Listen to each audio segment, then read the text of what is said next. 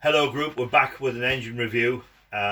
You may have seen this engine review on other YouTube sites, but not like this one. Right, okay, this is straight out the box from Jiangdong of OKMO Engines. It's a Microcosm M93, also previously known as an Eachine ET8. Now then, if we look at this engine, the first striking thing that we see is the terrific colour of this. This is one of many painted range of engines from Jiangdong of OKMO Engines, Microcosm, and the colours what he has chosen for various engines I can only describe as absolutely stunning. I mean, wow, that colour there, I don't know if it's called midnight blue or whatever it is, but whatever it is, it looks nice on video, but when you get one of these in the flesh, it is literally to die for. It's a proper vintage blue. And of course, Jin is doing other engines in red and green and so forth, but this one here in particular has caught my eye. I always wanted a throttle governed engine rather than a hit and miss, which fires every fourth stroke, just like this one, for dynamo work. Of course, with a hit and miss, the only time they fire every fourth stroke is if they're under a load. But if the engine's running light, of course, you get the hit and miss then on a dynamo, which is not really good because the light's going up and down, whereas with a throttle governed engine you get a lovely steady output. Now then, as we have a closer look, you will also see that Jin has put a beautiful drip feed oiler in this. He is selling these drip feed oilers separately as an aftermarket accessory. I'll just unscrew it and you can see the little needle pointer. I have already done a review on YouTube of these little oilers and they are superb. There's no machining have to be done to the engine. You take out the little Allen screw and that screws straight in with adjustable flow. Unfortunately, I'm waiting for the special thin oil to come from eBay. Otherwise, I would demonstrate that piece there. I'll just remove this box as well while I'm here, what the engine came in. Remember, this is straight out the box. It's not been fired yet. I've just fueled it up and checked which position that is for the spark. And that's off and that's on. But before we fire it up and we have a look round, it's a very simple engine. I've had a look here. We have helical gears in here which work the push rods. The push rods actually just pull out like that, you see, and adjusting them is very easy. You have a little nut there with a little slot to get the right clearance on the push rods. They need to be a little tight so they don't fall out because there's no guide on here. But hey, what a fantastic engine. As we look round, we have the carburetor here, which is the type with a throttle on the side, and also a great feature is this exhaust here, its location. As you know, on some of the other engines, on the like the M90 etc., it comes out underneath there and it makes a mess all over the base etc. But this one here, the little copper elbow, comes out the side and any muck it is taken away from the engine.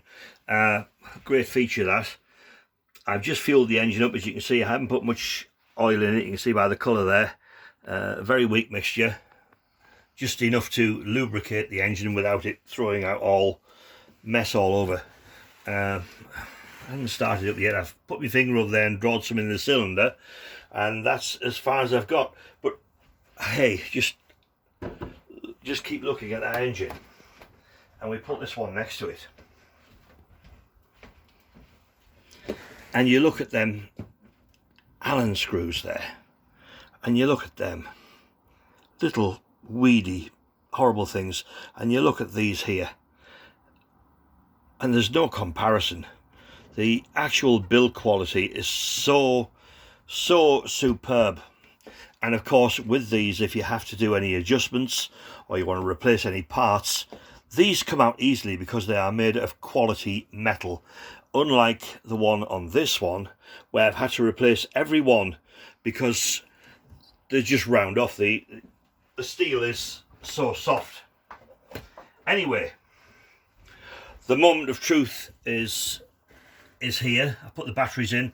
I've just fueled up. I've put my finger over there and opened that up to suck some fuel into the cylinder. So here goes.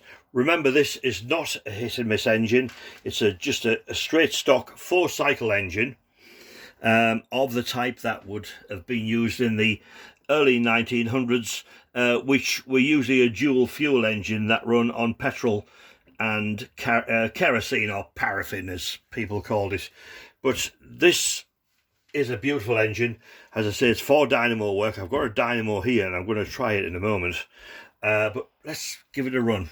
So I've drawn some fuel in there already to make sure it's got a good carburetor full and a good cylinder full. So here we go. Remember that this is straight out the box. I'll just remove this fuel. This is straight out the box. So have a look. That's open, that's closed. I'll have it in the closed position just so it doesn't get carried away. Here we go. Straight out the box. Fingers crossed. There we go. That is straight out of the box. The first spin and it was there.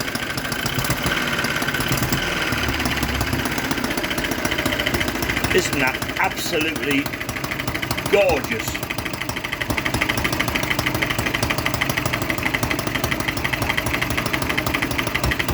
And the valve gear there, you see all working. Isn't that amazing?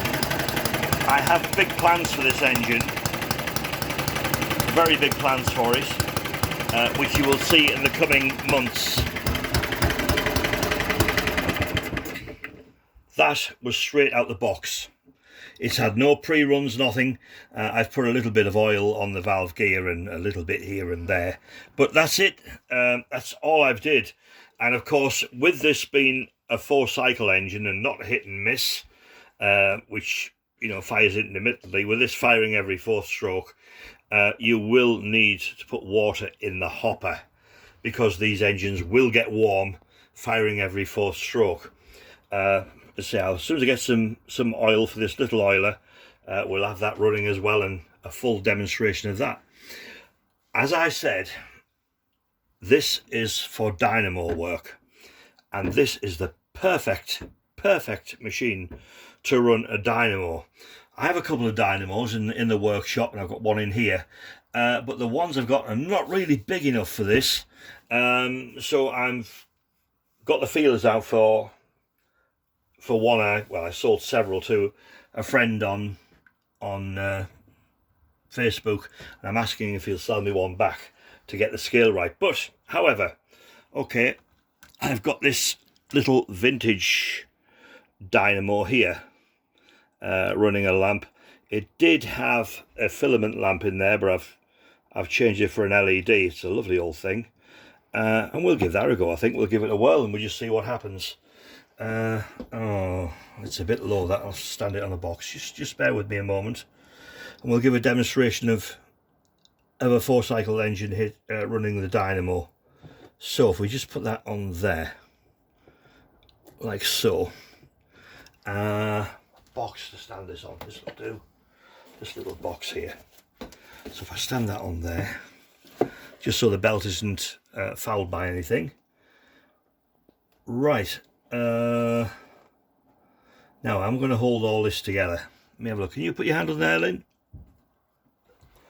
Just hold the thing down. That's it. Ready? Here we go.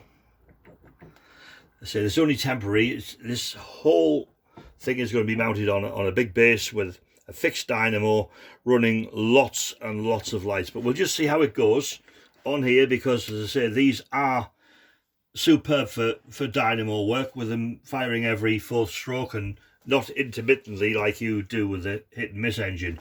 So let's have a little look. Throttle down yet.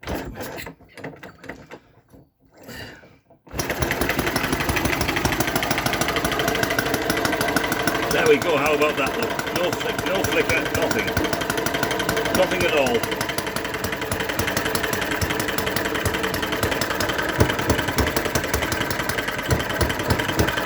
And that's on the lowest RPM. And look at the brightness of that. Look at the output.